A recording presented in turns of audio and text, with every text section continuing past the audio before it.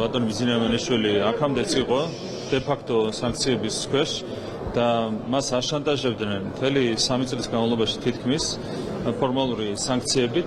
ახლა ეს შანტაჟის ასე ვთქვათ საფუძველიც გამოიცალა ხელიდან რაღა ეშველება ოპოზიციას აღარ ვიცი.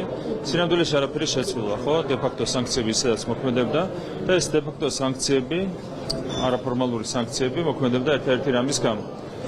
ამ ადამიანმა არ დათმო ამ ქვეყნის ეროვნული ინტერესები.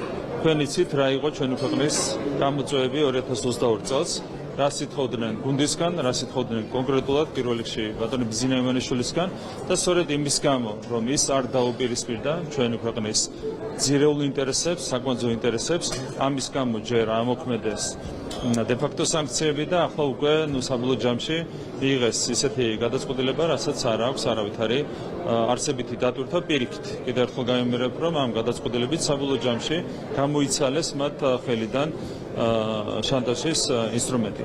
ეს არის ის, რასაც აკეთებდა 3 წლის განმავლობაში ის ძალა, რასაც ჩვენ უწოდებთ გლობალურ ომის პარტიას. მე მაქვს ძალიან დიდი იმედი, რომ ყველაფერი სხვა მიმართულებით შეიცვლება. თუმცა ასეც და ისეც რეალურად არაფერი შეცვლა. მე მქონდა საუბარი ახლახანს ბატონ ბიზნესმენიშვილთან და მისი პოზიციაც არის ზუსტად იგივე. არაფერი განსაკუთრებული 3 წელი იმის გამო, რომ ბიზნესმენიშვილი ემსახურებოდა ამ ქვეყნის ინტერესებს, ის იყო დე-ფაქტო სანქციების ქვეშ, ახლა უკვე ამოქმედეს ეს ფორმალური სანქცია, არაფერი განსაკუთრებული, ეს არის რეალურად ჯილდო ჩვენი ქვეყნის ეროვნული ინტერესების დაცვისთვის.